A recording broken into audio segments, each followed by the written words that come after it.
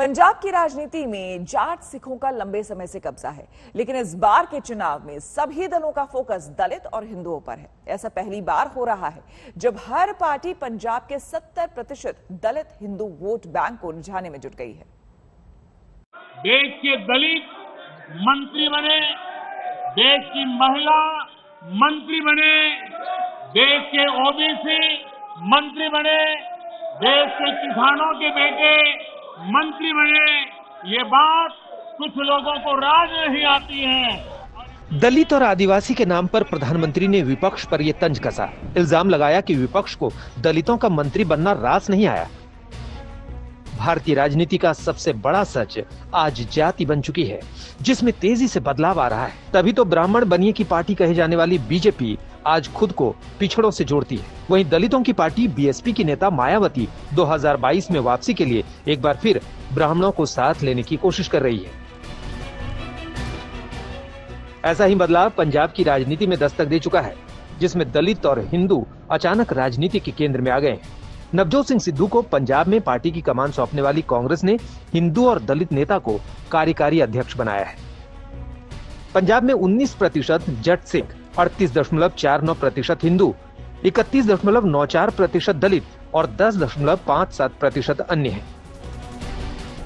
अभी तक राज्य के दोनों प्रमुख सियासी दल शिरोमणि अकाली दल और कांग्रेस राज्य की कुल आबादी में 19% का हिस्सा रखने वाले जट सिखों पर ही दाव लगाते रहे, लेकिन इस बार सबकी नजर 70% दलित हिंदू वोट बैंक पर है। इसीलिए शिरोमणि अकाली दल ने सरकार बनने पर हिंदू और दलित डिप्टी सीएम बनाने का दाव खेला है। अमरिंदर सिंह मुख्यमंत्री और पार्टी प्रमुख दोनों सिख नहीं होने की मांग कर चुके हैं। बीजेपी सरकार बनने पर दलित चेहरे को मुख्यमंत्री बनाने की बात कर रही है, तो आम आदमी पार्टी नेता प्रतिपक्ष की कुर्सी हरपाल चीमा को देकर दलितों को रिझा रही है। इस तरह पंजाब की राजनीति इस बार बड़ी करवट लेने जा रही है, जिसमें अचानक सभी पार्टियों की निगाहें हिंदू और दलित वोट बैंकों पर है। लेकिन ये बदलाव सिर्फ पंजाब तक सीमित नहीं है। उत्तर प्रदेश में चुनाव से पहले ब्राह्मणों को लेकर पार्टियों में होड़ शुरू हो चुकी है। मायावती राज्य के 18 मंडलों में बीएसपी का ब्राह्मण सम्मेलन करने, मॉनसून सत्र में देशहित के मुद्दे उठाने का मन बना चुकी है। समाजवादी पार्टी ने लखनऊ में 108 फीट की परशुराम की प्रतिमा लगाने की घोषणा की है। बड़े पैमाने पर हो रहा शोषण एवं उत्पीड़न आदि किसी से छिपा नहीं है, जिसके तहत अब इस सरकार में यहाँ अपर कास्ट समाज में से खासकर ब्राह्मण समाज तो बहुत ज्यादा दुखी है। ब्राह्मणों की नाराजगी दूर करने के लिए मोदी सरकार ने लखीमपुर खीरी से आने वाले ब्राह्मण नेता अजय मिश्रा को केंद्र में मंत्री बनाया है। योगी सरकार में ब्राह्मण बीजेपी से नाराज बताए जा रहे हैं। इसके पीछे कई तर्क दिए जा रहे हैं, जिसमें योगी मंत्रिमंडल में ब्राह्मणों को सही तरजीह न देना और यूपी में लगातार हुए एनकाउंटर में ज्यादातर ब्राह्मणों का मारा जाना शामिल है। इसलिए विपक्ष बीजेपी के इस वोट बैंक में सेंध लगाने में लगा है। आज तक ब्यूरो। घातक साबित हुए कोरोना के डेल्टा वेरिएंट पर वैक्सीन ने जोरदार वार किया है। नेशनल इंस्टीट्यूट ऑफ वायरोलॉजी ने एक रिसर्च के बाद दावा किया है कि वैक्सीन कोरोना से जान बचाने में 99% असरदार है। इस रिसर्च के मुताबिक 90% मामलों में वैक्सीन अस्पताल में भर्ती होने से भी बचाती है।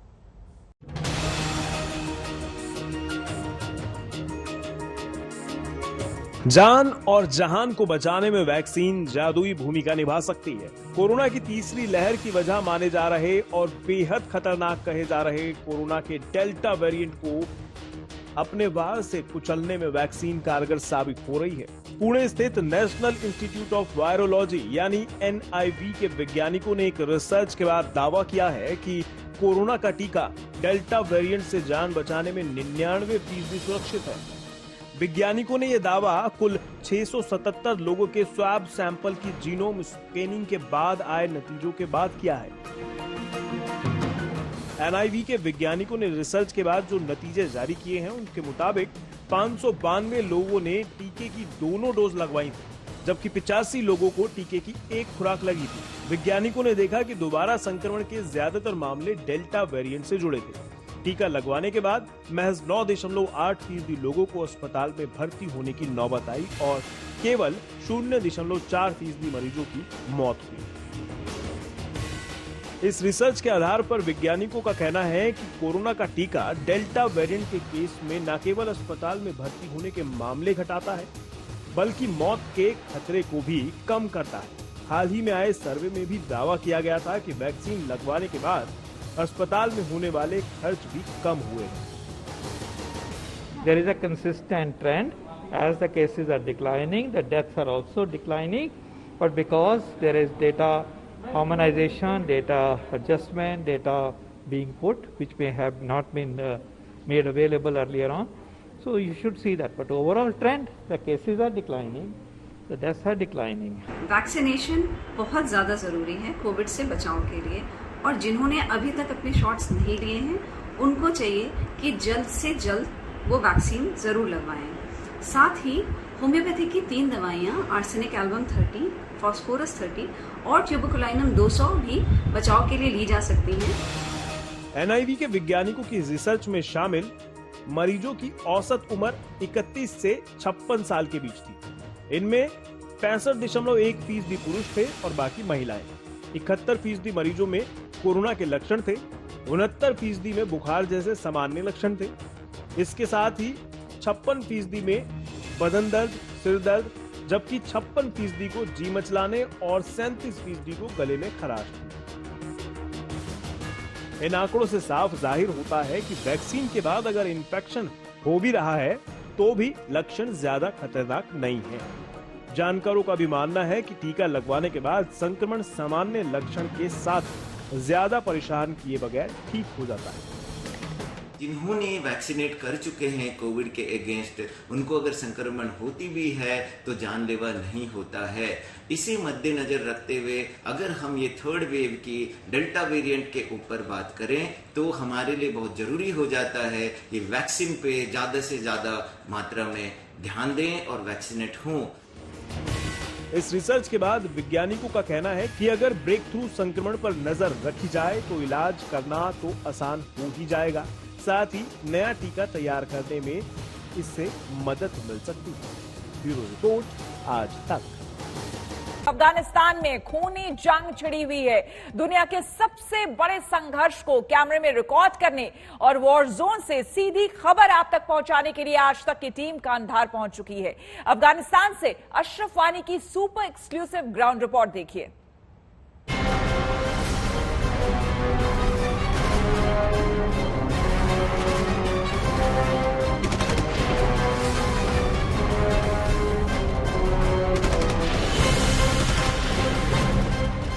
गोलियों की गूंज और बारूद की गंध अफगानिस्तान की हवा में तैर रही है। वैसे तो यहाँ दशकों से बंदूकें गरज रही थीं, लेकिन अमेरिकी फौज के जाते ही काबुल की फिजा पूरी तरह बदल गई। अफगानिस्तान पर तालिबान का शिकंजा कसने लगा है। लोकतंत्र को रौंदता हुआ तालिबान आगे बढ़ता जा रहा है। इस भीषण जंग और जानलेवा हालात के बीच आज तक वो पहला चैनल है जो कंधार पहुंच चुका है। आज तक संवाददाता अशरफ वानी ने दुनिया के सबसे खतरनाक वॉर जोन में जो हालात देखे, उससे किसी के भी रोंगटे खड़े हो जाएंगे। हम इस वक्त उस लड़ाई के मैदान में खड़े हैं जहां पर तालिबान और अफगान सेना आमने सामने हैं।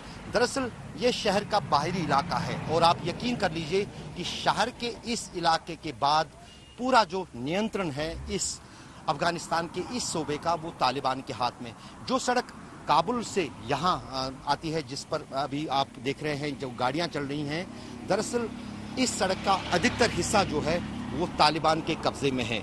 और जब यहाँ पर इस तरह से तैनाती रखी गई है सेना की, अफगानी पुलिस की, अफगानी फौज की, ताकि दूसरा जो भी कोई शख्स हो या तालिबानी हो उसको कम से कम यहाँ से आगे बढ़ने की जो है ना ही गुंजाइश उसके लिए छोड़ी जाए और ना ही उसको मौका दिया जाए। लेकिन तब भी यहाँ पर लोगों का कहना है कि कंधार में अभी भी अफगानिस्तान के इस शहर में तालिबान की तोती ही बोलती है, क्योंकि तालिबान अपने विल के हिसाब से जो है यहाँ पर जहाँ चाहें जब चाहें अफगान फौजियों पर भी और सिविलियन टारगेट्स जो भी उनके हों उन पर निशाना साधने में कामयाब हो रहे हैं।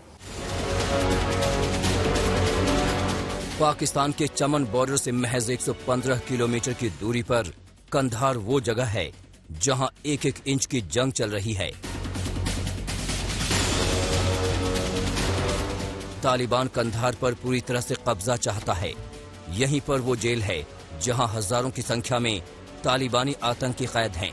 यानी कंधार पर कब्जा हुआ तो अफगानिस्तान में लोकतांत्रिक सरकार की मुश्किलें और बढ़ जाएंगी। आज तक संवाददाता इसी मैदान जंग में पहुंचे जहां पूरी दुनिया की आज नजर है। ये जो जेल आप देख रहे हैं यहाँ पर कंधार का सबसे बड़ा जेल है और माना जाता है कि अफगानिस्तान में जितने भी तालिबान जंगजुओं को गिरफ्तार किया है अफगान फौज ने या अफगानियों के हिरासत में है, उसमें से ज़्यादातर इसी जेल में है। कई बार कोशिश की गई तालिबान की तरफ से इस जेल की दीवारें लांघने को, इस जेल पर हमला करने को, ताकि इसमें जो बंद हैं तालिबान उनको यहाँ से छुड़ाया जा सके। लेकिन अब जो है अब कई सारे तालिबान के जो जेल में लोग हैं उनको यहाँ से निकाल कर दूसरे सूबों में और दूसरे शहरों में खासतौर से काबुल लिया गया है। कंधार में हालात बेकाबू हैं। यहाँ गोलियों की आवाज से सुबह होती है तो रात भी इन्हीं शोर से ढलती है। आज तक की टीम जब मौके पर पहुंची तो लोगों ने जो बयां किया उसे आप सुनकर अंदाजा लगा सकते हैं कि हालात कितने दहशत भरे हैं। ये बोल रहे कि 14 साल में इधर नौकरी करता हूँ, करती थी। अभी बोलता है ये जो लड़ाई झगड़े ज्यादा हुए मेरे घर में तालिबान है, मैं अपने घर नहीं जा सकता हूँ, बहुत से लोग शहीद हो गए। ये बोलता है इस लड़ाई के दौरान मेरा एक बेटा था जो कुछ दिन बाद उसकी शादी होने वाली थी। तालिबान ने आकर हमारे घर पे जो अटैक किया, यहाँ के जो लोगों पर अटैक किया है, तो उसी अटैक के दौरान मेरा बेटा जो था कुछ दिन बाद उसकी शादी थी वो भी शहीद हो गया है। मेरा जो खावन था या पति था इसका वो भी शहीद हो गया है। ऐसे फुला था ये बोलते थे कि कुछ दिन से पहले जो इधर लड़ाई है ना, इधर कोई नहीं जा सकता, इधर पीछे से जो तालिबान है, मैं गया था उधर, मेरे कपड़े भी फाड़ दिए उन लोगों ने, उधर लड़ाई झगड़े बहुत है, ये बोलते। ईद से चंद रोज पहले इस भीषण जंग को रोकने के लिए दुनिया के कई मुल्कों ने तालिबान को सख्त चेतावनी दी है। इस बीच अफगान सेना का दावा है कि तालिबान को पिछले 24 घंटे में भारी नुकसान उठाना पड़ा है। हवाई हमलों और जमीनी लड़ाई में कम से कम 53 तालिबानी आतंकवादी मारे गए, जबकि 38 गंभीर रूप से घायल हैं। अफगानिस्तान के कापिसा राज्य के तगाब और निर्जब जिलों में 18 तालिबानी मारे गए, जबकि हेलमंद प्रांत की राजधानी लश्करगाह के बाहरी इलाके में सरकारी सेना के अभियान में 20 आतंकवादी मारे गए। बल्ख प्रांत के कलदार जिले में हवाई हमले में 15 तालिबानी आतंकवादी मारे गए और 6 घायल हो गए। मारे गए तालिबानी आतंकियों में 3 तालिबान के डिविजनल कमांडर भी हैं। इतना ही नहीं, अफगान सेना ने पिछले 24 घंटे में बामियान में सैघन, कमहर्द जिलों और मिमरोज में चखन सुर पर फिर से कब्जा कर लिया है। हालांकि असल लड़ाई काबुल को लेकर है और यहाँ की जंग फिलहाल उसकी सप्लाई लाइन के इर्द गिर्द टिकी है। तालिबान की लाइफ लाइन काटने के लिए अफगानिस्तानी सेना ने पूरी ताकत झोंक दी है। तालिबानियों को इस वक्त सबसे ज्यादा कमी ईंधन की है। वहां तक पहुंचने से रोकना अफगानिस्तानी सेना की चुनौती है। अगर तालिबानी आतंकियों को रोकने में कामयाबी मिल गई तो काबुल की तरफ बढ़ने के उनके इरादों पर पानी फिर जाएगा। लेकिन पाकिस्तान की बदनाम खुफिया एजेंसी और वहां की सेना आग में घी डालने का काम कर रही है। अफगानिस्तान और पाकिस्तान के बीच 2430 किलोमीटर की लंबी अंतर्राष्ट्रीय सीमा डूरंड लाइन के नाम से है। अमेरिकी फौज के लौटने के बाद पाकिस्तान लगातार यहां अपने मंसूबे को कामयाब करने में जुटा है। पाकिस्तान कभी नहीं चाहता कि अफगानिस्तान में चुनी हुई सरकार हो। यही वजह है कि तालिबान के इस खूनी हिंसा पर पाकिस्तान के मुंह सिल गए हैं। पिछले कुछ दिनों के दौरान क्या तालिबानियों की तादाद बढ़ी है? वो कहाँ से यहाँ पर नमूदार हुए, कहाँ से पैदा हो गए? यहाँ पे जो बोलते हैं अक्सर जो है कि तालिब है वो पाकिस्तान से और ईरान से है। इधर हम लोगों ने बहुत को भी देखा भी है। हम लोग इन पे भारी है, हमेशा हम इनसे लड़ते झगड़ते हैं। तो ने अभी जो मैंने पूछा था इनसे कि जो बढ़ गई है तादाद अचानक तालिबान की, उसकी क्या वजह है? ये बोलते हैं कि पाकिस्तान और ईरान नहीं चाहते कि कंधार बन जाए, कंधार के लोग बन जाए, यहाँ की जो प्रॉपर्टी है वो अच्छे तरीके से हो जाए। तो इसी खातिर ये लोग इसी ज़्यादा तादाद में इसी खातिर आ गए कि कंधार को ख़राब कर दिया। तालिबान से खतरा सिर्फ अफगानिस्तान को ही नहीं है, वो तमाम मुल्कों को है जो इंसानियत में भरोसा रखता है, जो लोकतांत्रिक मूल्यों को मानता है। लिहाजा आज फिर से दुनिया को एकजुट होकर तालिबान के साथ पाकिस्तान के खतरनाक मंसूबे को रोकना होगा, वरना इंसानी जगत में ऐसी तबाही होगी जो रक्त रंजित इतिहास में हमेशा के लिए दर्ज हो जाएगा। अशरफ वानी, कंधार, आज तक। आज तक संवाददाता अशरफ वानी इस वक्त अफगानिस्तान के कंधार में मौजूद हैं। वहां बकरीद मनाई जा रही है। इस मौके पर बच्चों ने त्योहार की खुशी मनाई और तालिबान के खिलाफ नारे भी लगाए। देखिए ये एक्सक्लूसिव रिपोर्ट। अफगानिस्तान में ईद उल अजहा आज मनाई जा रही है। दरअसल एक दिन पहले, भारत से एक दिन पहले ही अफगानिस्तान में ये ईद का त्योहार मनाया जाता है और यहाँ कंधार की सड़कों पर बच्चों को मालूम भी नहीं कि कंधार में किस तरह के हालात हैं और उनके लिए ईद की खुशी जो है वो दुनिया और देश के बाकी हिस्सों की तरह ईद का त्योहार है और साल में ये सबसे बड़ा त्योहार मुसलमानों के लिए है। तो जाहिर है कि बच्चे यहाँ कंधार में आज संगीन हालातों के बावजूद भी सड़कों पर निकले हैं। अगर कुल मिलाकर बात की जाए जिस अंदाज से पिछले कई हफ्तों से और खासतौर से पिछले कई दिनों से कंधार के हालात दिन ब दिन बिगड़ रहे हैं और पूरी तरह से इस शहर को तालिबान ने घेर लिया है, उस बीच आज कंधार में ईद की नमाज किसी भी जगह पर एक साथ नहीं हुई, क्योंकि सरकार की तरफ से सुरक्षा को लेकर ये फरमान जारी किया गया कि ईद की नमाज जो है वो किसी भी मस्जिद या ईदगाह में नहीं होगी। उसी से अंदाजा लगाया जा सकता है कि सबसे बड़े त्योहार में पहली बार शायद दशकों के बाद कंधार के हालात कुछ ऐसे रहे हो, जहां पर ईद पर भी नमाज नहीं पढ़ी गई। कैमरामैन तारिक के साथ अशरफ वानी, कंधार, आज तक। दिल्ली एनसीआर में कल जमकर बारिश हुई और लगातार बारिश ने दिल्ली की जैसी दुर्गति कर दी।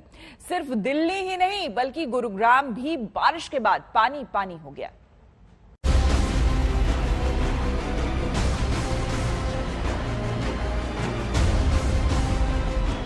दरिया बनी हुई दिल्ली को देखिए। अंडरपास डूबे हैं, बसें डूबी हैं।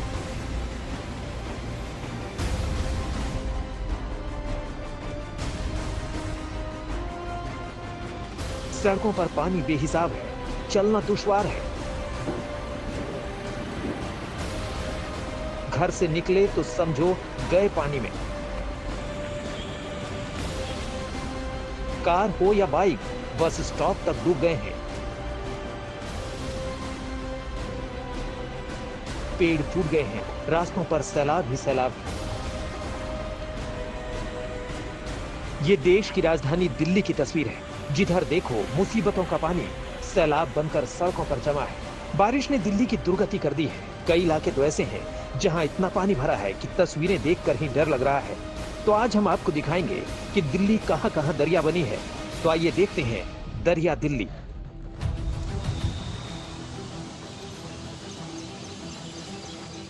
सबसे पहले आपको लिए चलते हैं दिल्ली के प्रहलादपुर और सुनिए, प्रहलादपुर को सिर्फ टीवी पर ही देखिए जब तक बारिश है। प्रहलादपुर अंडरपास के नीचे से गुजरने की सोचिएगा भी मत। जी हाँ, यह है पुल प्रहलादपुर अंडरपास का सच। पुल के नीचे बस डुबान पानी है। इंसान तो यहाँ से निकलने की सोच भी नहीं सकता है। कार और बाइक का तो इस सैलाब में पता भी नहीं चलेगा। आज तक के रिपोर्टर अरविंद ओझा प्रहलादपुर अंडरपास की ग्राउंड रिपोर्ट आप तक पहुँचा रहे हैं। इस वक्त मैं दिल्ली के पुल प्रहलादपुर अंडरपास पर मौजूद हूं और आप देख सकते हैं जो ये पूरा अंडरपास है पूरी तरीके से बंद हो चुका है। भारी बारिश की वजह से जल जमाव हो गया है और नजारा ये है कि सड़कों पर इस भारी बारिश की वजह से सड़कों पर जो कूड़ा है वो आपको सामने दिखाई दे रहा होगा और अंडरपास पर जो एक प्राइवेट बस है वो पूरी तरह से फंस चुकी है और डूब चुकी है। ये नजारा है। हर साल बारिश की वजह से इसी तरीके से पुल प्रहलादपुर जो अंडरपास है वो पूरी तरह से डूब जाता है और अगर आप देखें तो हमारे घुटनों की तरफ पानी है। दूसरी तरफ अगर आप देखें जो बस स्टॉप है वो भी पूरी तरीके से डूब चुका है। दिल्ली में सिर्फ प्रहलादपुर ही नहीं डूबा है, बल्कि पूरी दिल्ली में सड़कों पर सैलाब हिलोरे ले रहा है।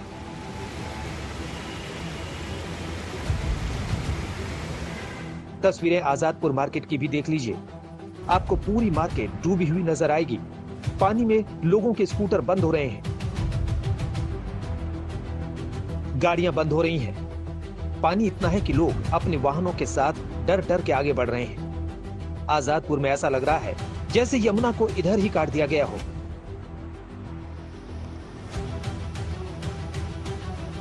मुनीरका में तो इतना पानी भर गया कि पानी को निकालने के लिए पंप तक लगाने पड़ गए।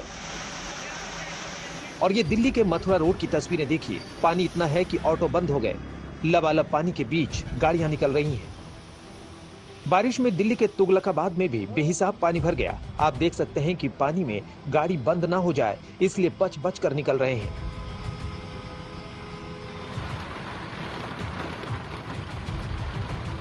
अब पालम इलाके में दिल्ली को दरिया बनते देखिए कैसे सड़कों पर यमुना बह रही है। जहां तक कैमरा जाता है वहां पानी ही पानी भरा हुआ है। प्रगति मैदान हो या इंडिया गेट का इलाका, ऐसा कहा जाए तो गलत ना होगा। दिल्ली एक दरिया है और डूब कर जाना है।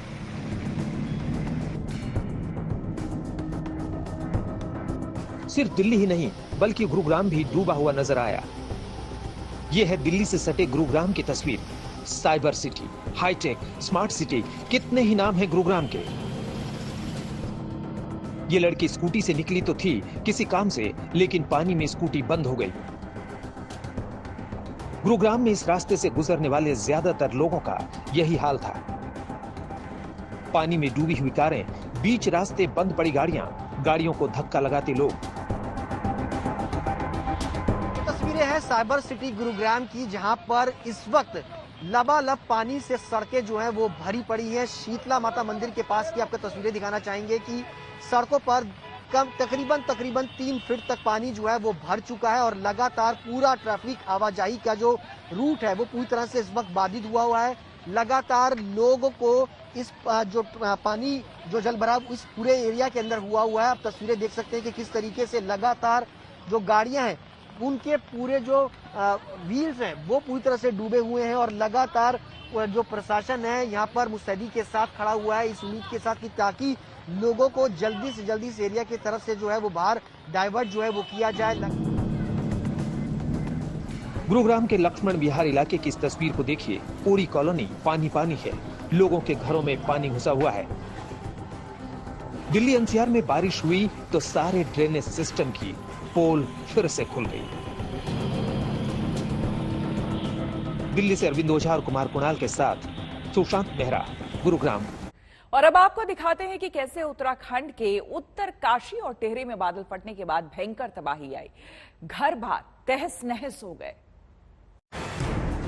उत्तराखंड में फटे बादल, आई तबाही। उत्तराखंड में प्राकृतिक आपदा का कहर टूटा है। यहाँ की 2 अलग अलग जगहों पर बादल फटने से तबाही मची है। उत्तरकाशी जिले के बाद टिहरी गढ़वाल में भी बादल फटने की घटना हुई है। राहत और बचाव का कार्य जारी है। टिहरी गढ़वाल के भिलांगना में बादल फटने से करीब आधा दर्जन घर तबाह हो गए हैं। रेस्क्यू टीम ने मौके पर पहुंचकर राहत बचाव का काम शुरू किया। इससे पहले उत्तरकाशी के मांडो गांव में बादल फटने की घटना में 3 लोगों की मौत हो गई। वहीं 4 लोग लापता बताए जा रहे हैं। एसडीआरएफ की टीम बचाव अभियान में लगी हुई है। आज तक ब्यूरो।